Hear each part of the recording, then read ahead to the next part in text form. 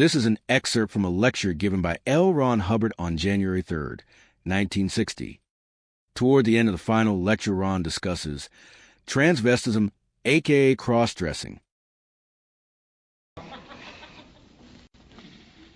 Now, the next gag on assessment of cases, and I call it a gag because it's a colloquialism, that you should look for is transvesticism as the commonest cause of aberration when a case is really rough to run. And when all you have to do is find a case is very rough to run, you had better at once explore for transvesticism. Transvesticism. You see, I use Chaucerian English, which is what we speak, I guess. And you just don't get it. And I use a proper technical term, and you don't know what that is. It's transvesticism. Men and women swap their clothes.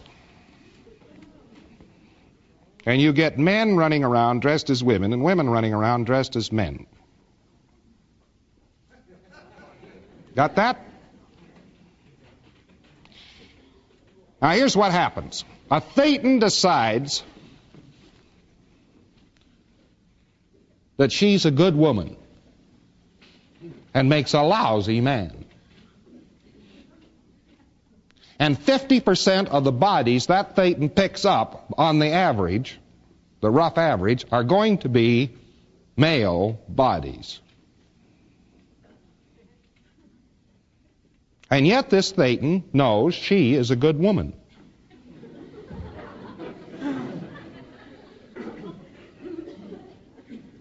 Now, she has the task somewhere very early in life, or even before birth or something of the sort, of flipping this body, or trying to flip it, or fitting, if she can't, a male body into a female role.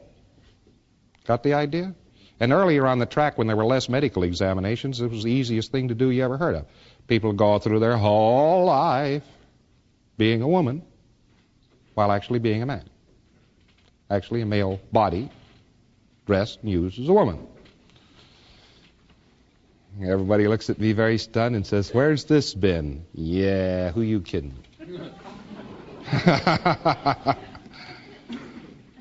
All right, this fellow decides that being a man fits his basic purposes and his basic personality and so forth.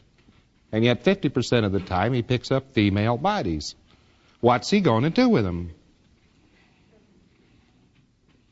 Just collapse at that point and everything he likes to do and so forth and be a female for a lifetime? It's one of the characteristics of the cases that are tougher for you to puzzle out, that you ask them now, this case is a girl, you know, and you say, all right, have you ever been a man? One of the characteristics say, oh, never. Always been a woman. Never have been a man. Always have been a woman. There isn't a single male body on the... that's it, auditor.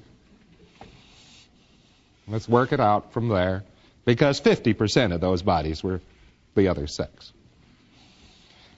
Thetan pays his no money and takes his chances. They don't even put blue and pink on the cribs anymore to figure it out for you.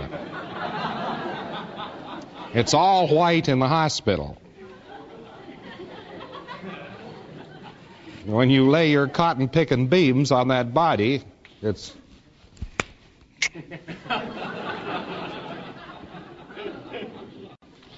Let's say you're doing just fine.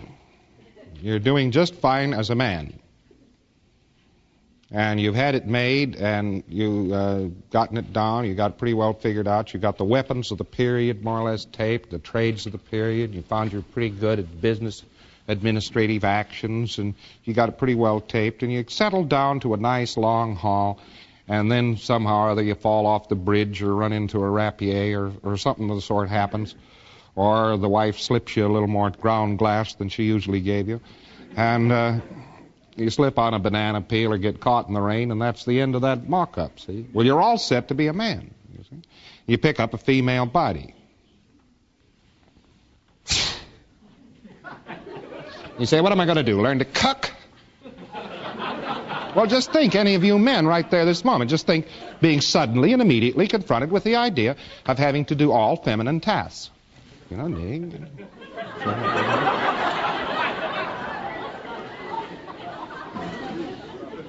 Being faced with female sports.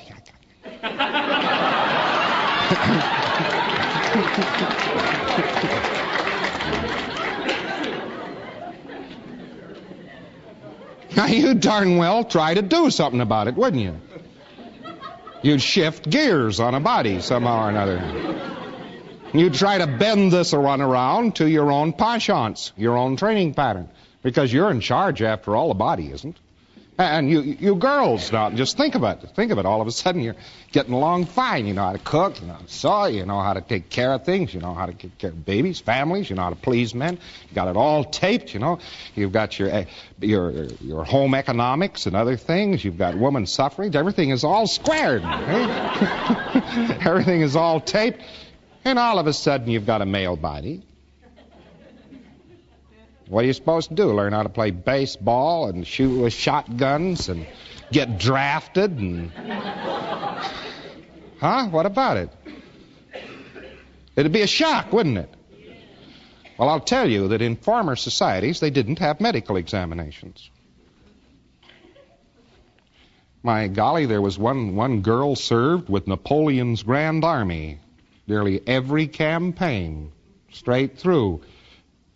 And they consider it startling that she eventually was pensioned off, discovered and pensioned off. Well, look, they discovered her. They discovered her. How many were going right straight along in those boots? Pirates. There was Anne Bonny, Mary Read. There have been people and there have been women, for God's sakes, in the French Foreign Legion. And just as I left Sussex down there, a police contact I had came in and told me rather juicily that they had just arrested a man who had been serving as somebody's wife for 18 years. And he thought this was peculiar. Because something isn't generally known, there's no reason it isn't common. It's common. Common as dirt, particularly earlier societies.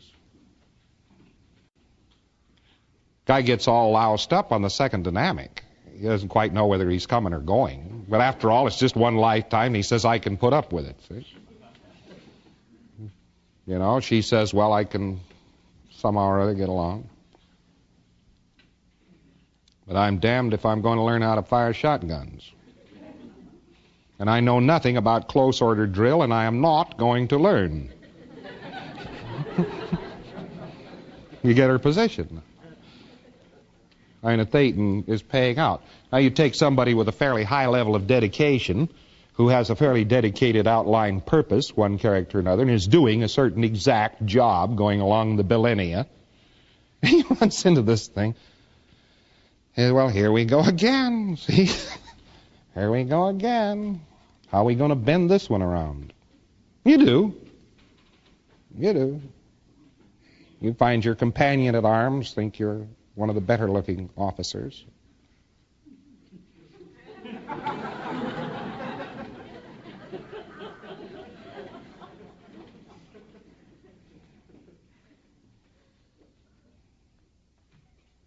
Once in a while you skid completely and get married to somebody.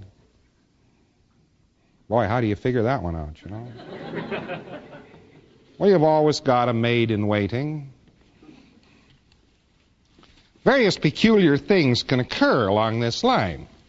And of course, they are the most hidden ones. And they all consist of overts. And a person is taking no responsibility for them at all. So these peculiarities, of course, are the make and break points of cases. I know about 3 cases right now in the vicinity of Washington that aren't running because of just this one fact. They are dedicated to being the opposite sex. But this particular society has totally loaded it on their heads that they got to be the different one. Hey, it's against the law now. Evidently the law, whatever that is, has gotten very, very tired of transvesticism. You know, women are supposed to be women, you understand? Men are supposed to be men, you understand? And there ain't no thetans. So you look over a case from these angles, and what I've just given you will probably bust up the majority of the rough cases you run into. The famous personality, the transvestite sort of an action. Because, of course, a man being a woman totally hides the maleness, you see. It's total withhold for whole lifetimes.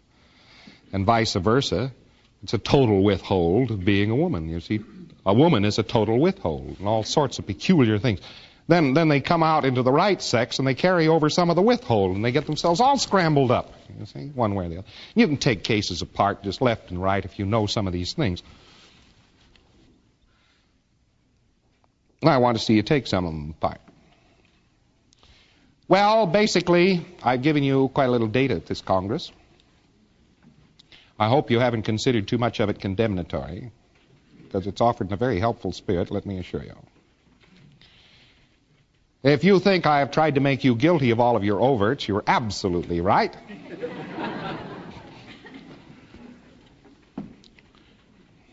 But I haven't done that in any effort to discipline you into being good.